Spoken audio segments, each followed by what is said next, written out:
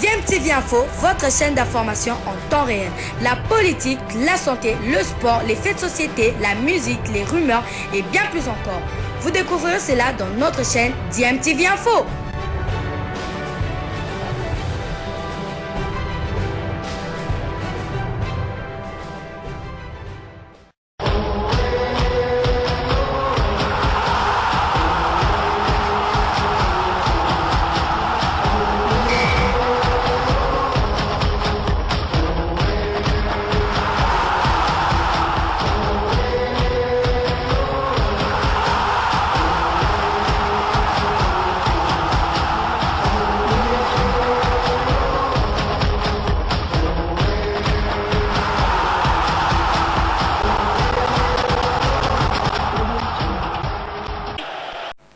Vous êtes sur DMTV, bonjour ou bonsoir, tout dépend de l'heure à laquelle vous nous suivez. Tout plaisir est pour nous de vous retrouver et de savoir que vous êtes nombreux en train de suivre votre chaîne YouTube DMTV. DMTV qui vous propose un tour du côté de Franceville au Gabon où va se jouer tout à l'heure le match entre la République démocratique du Congo et le Gabon dans le cadre de la 5e journée des éliminatoires de la CAN Total Cameroun 2021. La RDC qui a eu du mal à rallier Franceville, d'abord un voyage reporté initialement prévu pour le mardi 23 mars 2021 puis reporté à mercredi à cause justement des problèmes au niveau du Congo-Brazzaville en marge des élections, des tensions à la suite du décès de l'opposant Kolela qui est mort de suite de Covid-19. Les résultats publiés donnaient le président Sassou Nguesso vainqueur avec 88,57%.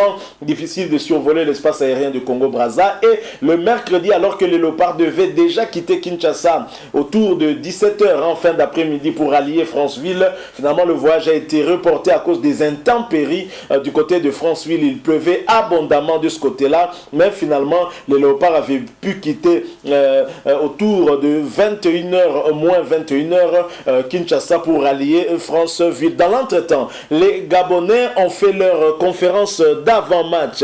Ils étaient présents en tout cas leur sélectionneur principal, Patrice Neveu, ancien sélectionneur des Léopards de la République démocratique du Congo. Ce dernier qui avait été testé positif au Covid-19 et qui visiblement est en forme maintenant et qui sera sur le banc des Gabonais. Il était dans cette conférence d'avant-match avec le capitaine gabonais, le sociétaire d'Arsenal, Pierre-Emerick Aubameyang. Je vous propose de les écouter. Ensuite, nous allons revenir pour conclure ce petit sujet que nous vous proposons. Je rappelle que vous suivez votre chaîne YouTube DMTV. Abonnez-vous si vous ne l'êtes pas encore, s'il vous plaît. Et n'oubliez pas d'activer la notification juste en cliquant sur cette petite cloche qui vous permettra de ne plus rien manquer des prochaines vidéos que nous allons vous proposer. Suivant la conférence de presse d'avant-match de nos amis gabonais, retrouvons-nous tout de suite après. 20 secondes.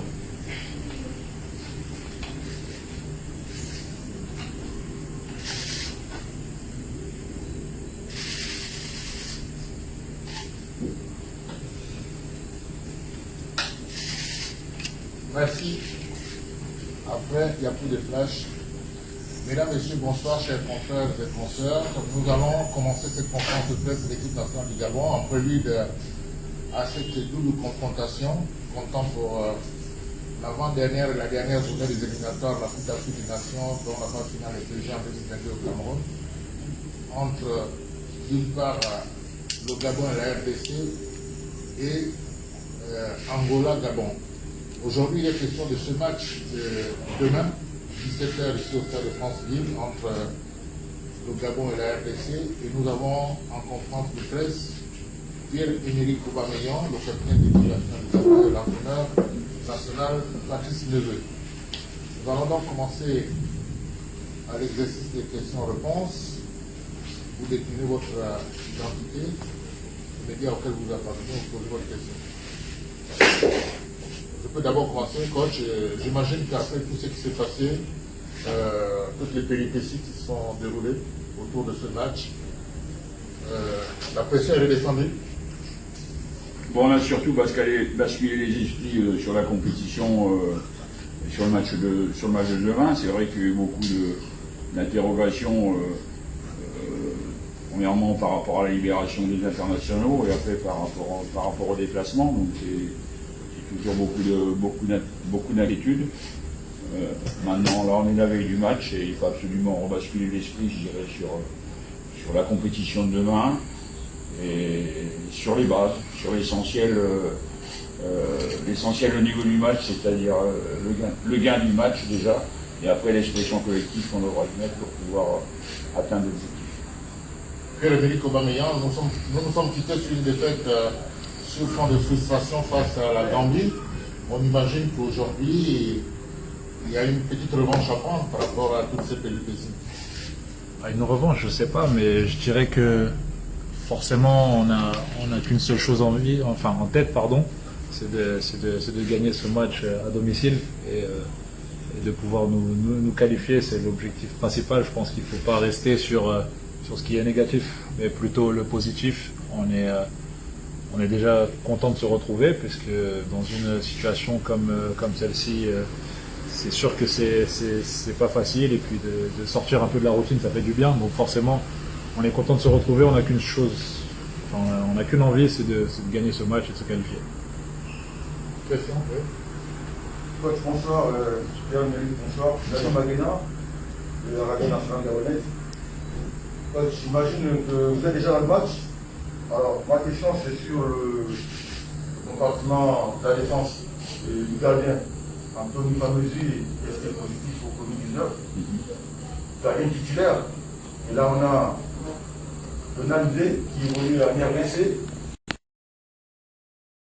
Finalisé, que j'ai déjà entamé, qui sera finalisé bien sûr ce soir.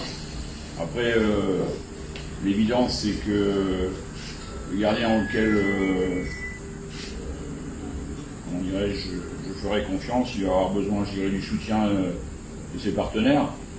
Mais bon, les gars, ils ont l'habitude des compétitions quand même, et même si c'est au contraire un de leurs premiers matchs internationaux, c'est une source de motivation, et c'est peut-être l'opportunité pour eux d'aller aussi chercher une place pour l'avenir.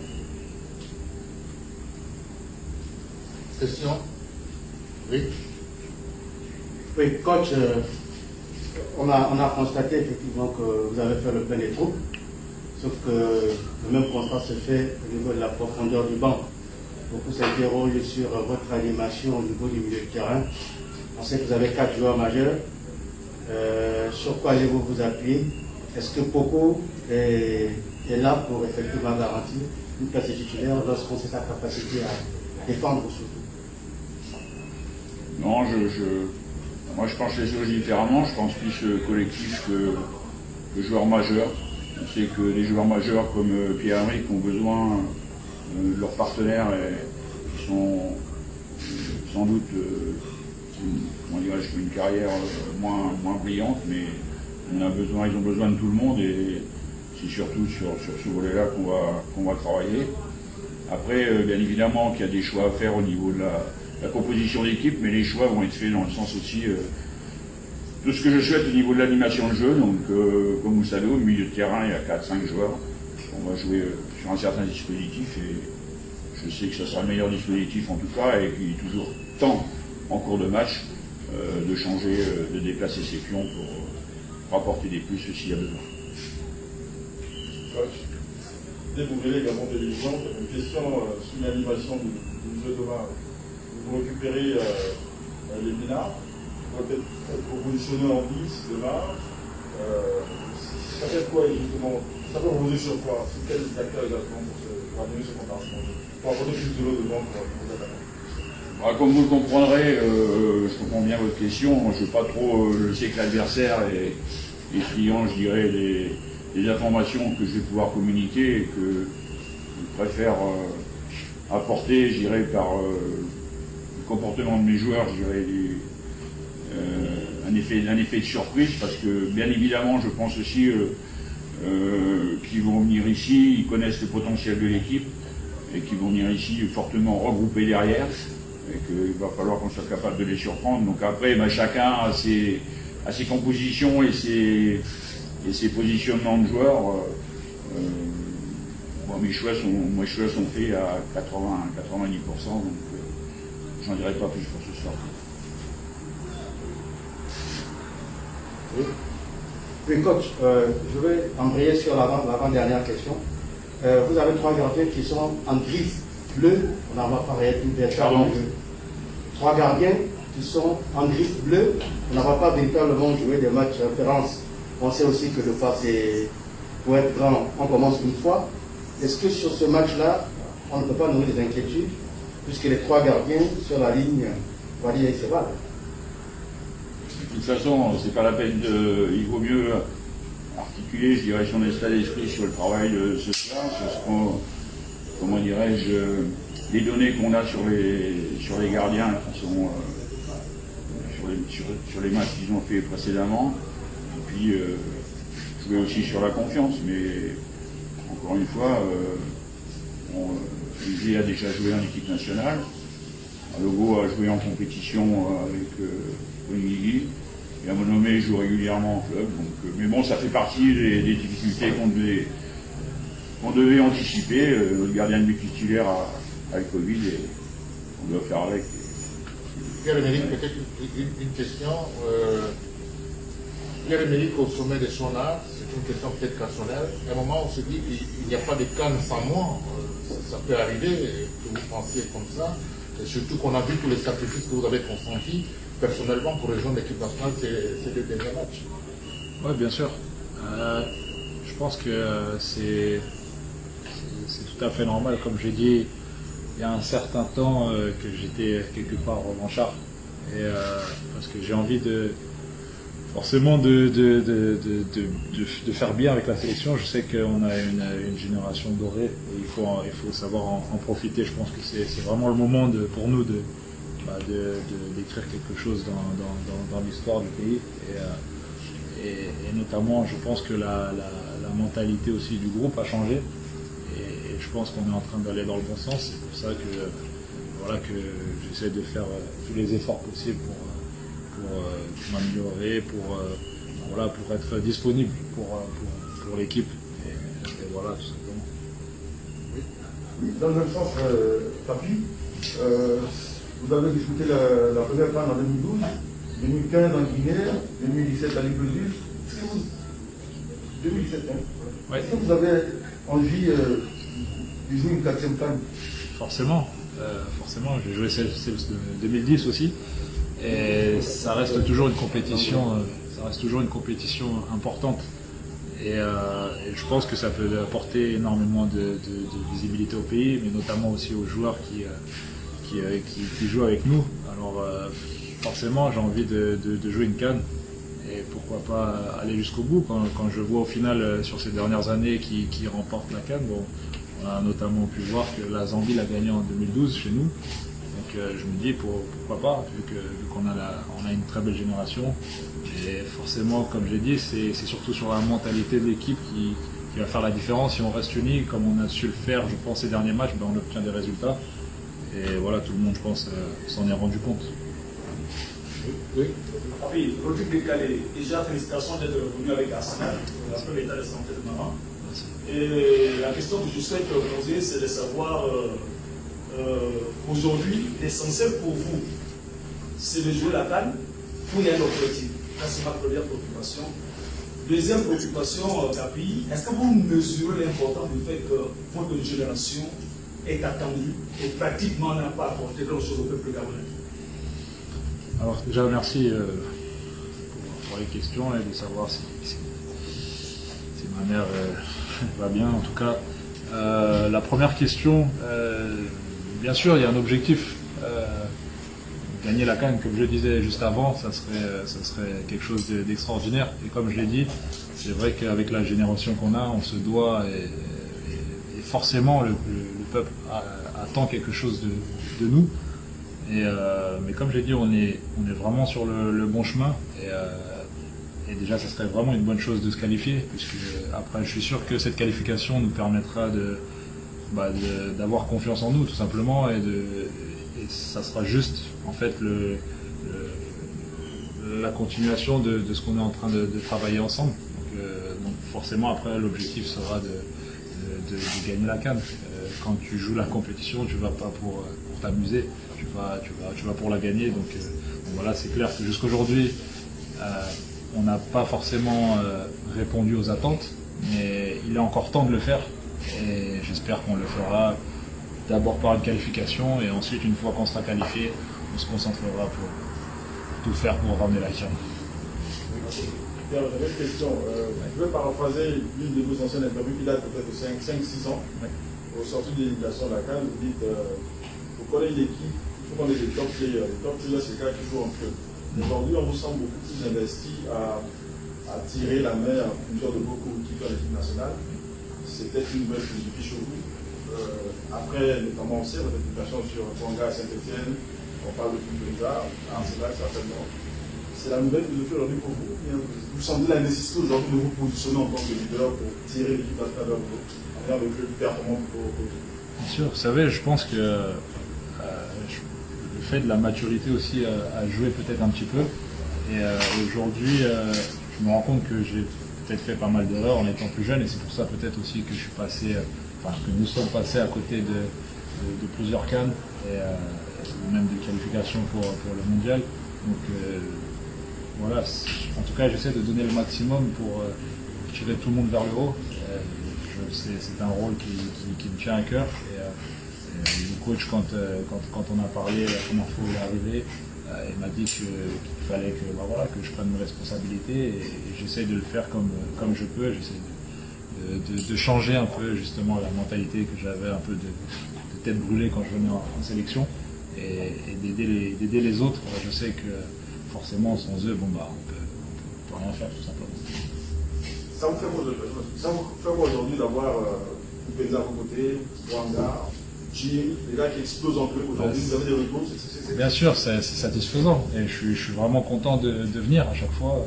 Voilà, comme Pablo l'a dit, j'ai tout fait pour venir aux 2 derniers matchs, parce que justement on prend du plaisir. On prend du plaisir à jouer avec des joueurs comme ça, et c'est bien, on sent qu'ils sont investis aussi, et forcément ça donne forcément envie de tendre la main. Et même quand les gars viennent te demander quelques conseils, ça fait toujours plaisir. Et comme j'ai toujours dit, je suis quelqu'un qui aime beaucoup donner, donc je le fais vraiment avec le cœur.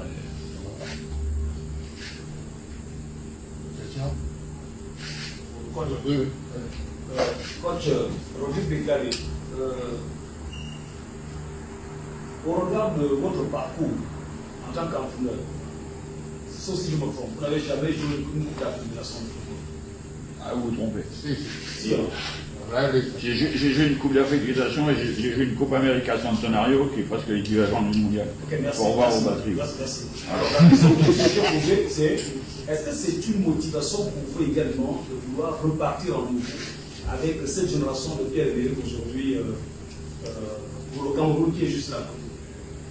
Alors moi j'ai conscience que j'ai à ma disposition un bel effectif qui sera meilleur dans le temps si on se qualifie, et que bien évidemment c'est quelque part une obligation que je me mets de qualifier l'équipe, parce que c'est mon tempérament, et puis je sais qu'avec les joueurs que j'ai, même si on va respecter l'adversaire, on a les moyens, je dirais, de y arriver, mais on doit faire un peu plus sur certains secteurs. On sait que c'est les détails qui font la différence, et demain, on va tout faire pour les mettre en place.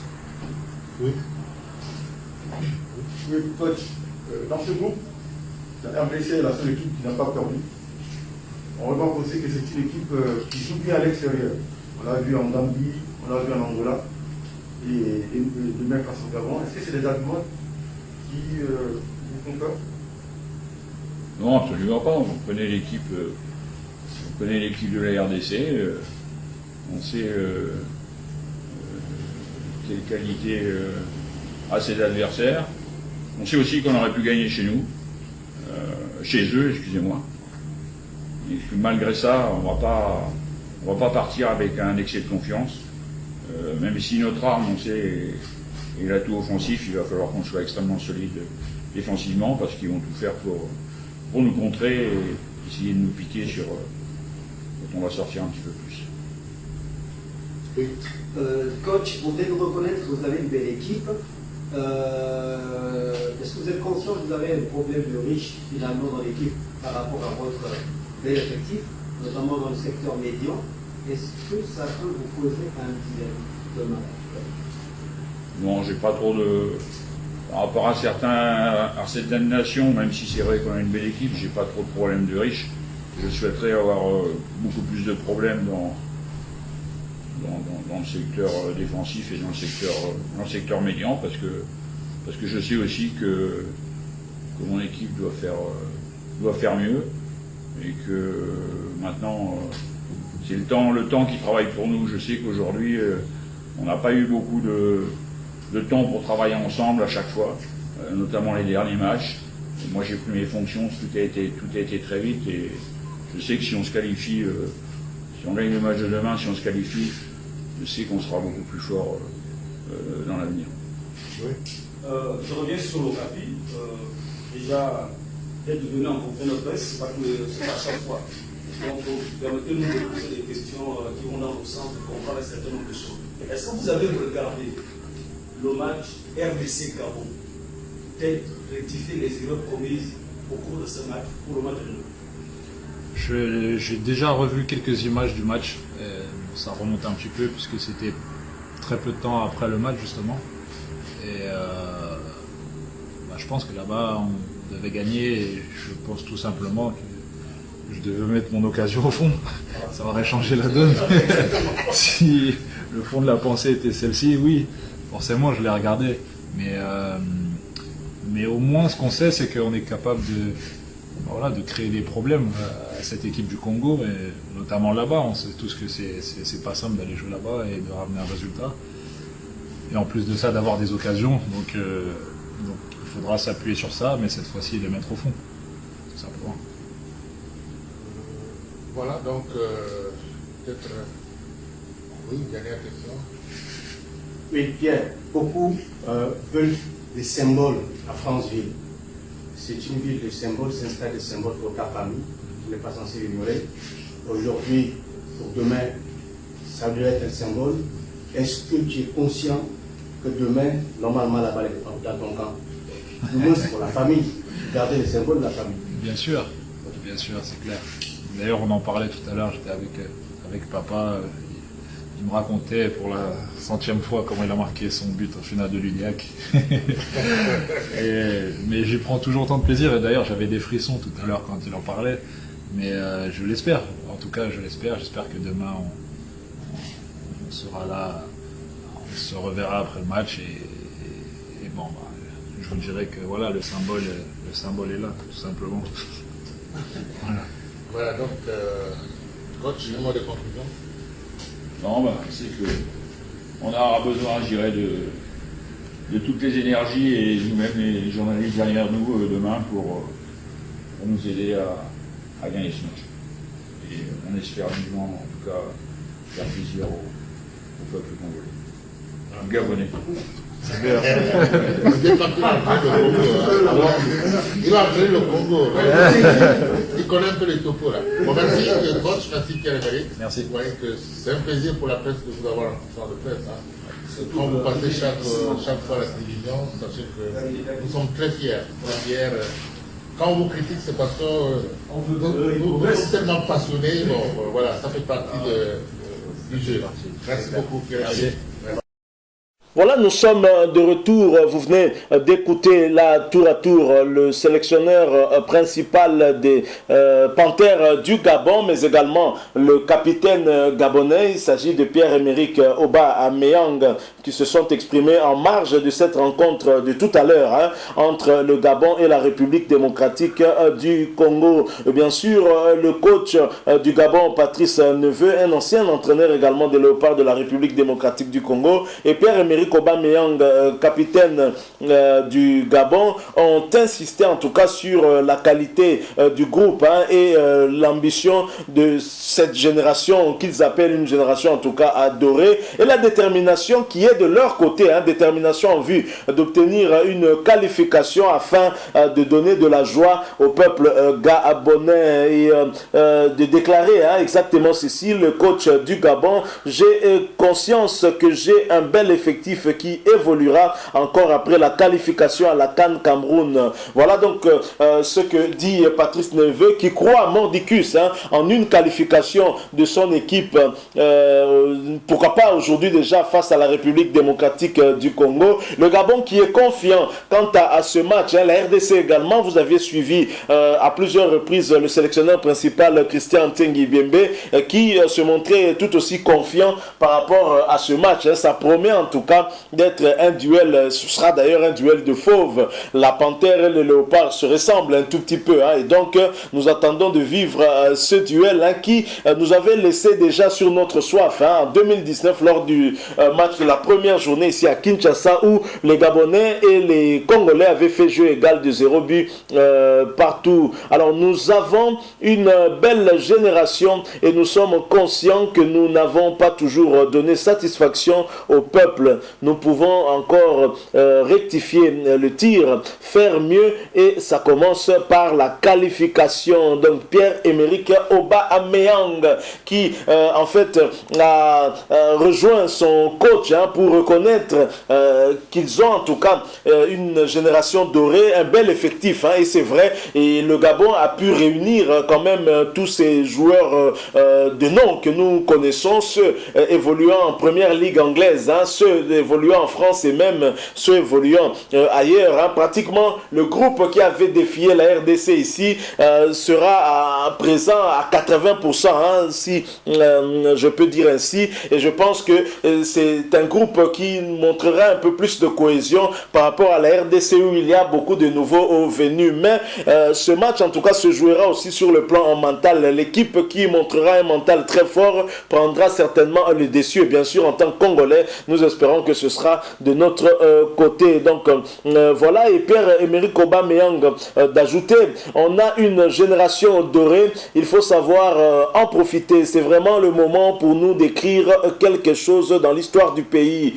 La mentalité du groupe a changé et je pense que nous sommes en train d'aller dans le bon sens. Donc très bien, Pierre-Emerick Aubameyang qui a foi également en ce groupe, mais il faut dire que les duels entre les panthères et le léopard ont toujours été très difficiles et puis indécis. Je pense que pour ce match ce sera également le cas comme pour d'autres duels qu'on a eu à avoir entre les deux pays. Toujours des matchs très difficiles, des matchs souvent où on se départage par un match nul, ou s'il y a victoire, c'est en tout cas généralement une victoire avec un but d'écart, en dehors de 96 en Afrique du Sud où on s'était retrouvé dans le même groupe que le Gabon. En premier match, les Gabonais nous avaient battus par un score de 2-0. Il a fallu pour les Congolais de rectifier les tirs contre le Libéria d'un certain Mr. George Weah, l'actuel président du Libéria, en les battant 2-0 pour se qualifier, parce que dans ce groupe on était resté 4-3 après la disqualification du Nigeria qui avait un problème avec l'Afrique du Sud. Donc voilà ce que nous avons voulu vous proposer, en tout cas en marge de cette rencontre de tout à l'heure. Vous avez suivi le coach du Gabon, Patrice Neveu, ainsi que le capitaine des Panthères, Pierre-Emerick Aubameyang, et à vous de vous faire votre opinion et votre pronostic pour ce match de tout à l'heure sur le coup de 17h heure de Kinshasa. Nous sommes arrivés à la fin. Si vous avez aimé, laissez-nous un like. Vous avez un point de vue à partager avec nous, n'hésitez pas de nous le laisser à travers un commentaire. Merci de vous abonner à cette chaîne s'il vous plaît. N'oubliez pas d'activer la notification une fois que vous serez abonné en cliquant sur cette petite cloche que vous verrez apparaître, parce qu'elle vous permettra de ne plus rien manquer des prochaines vidéos que nous allons vous proposer. Merci encore une fois à vous. Nous espérons vous retrouver très bientôt avec un autre sujet bien entendu. En attendant, portez-vous bien. DMTV vous dit au revoir. Bilile le kamalo bana ebele.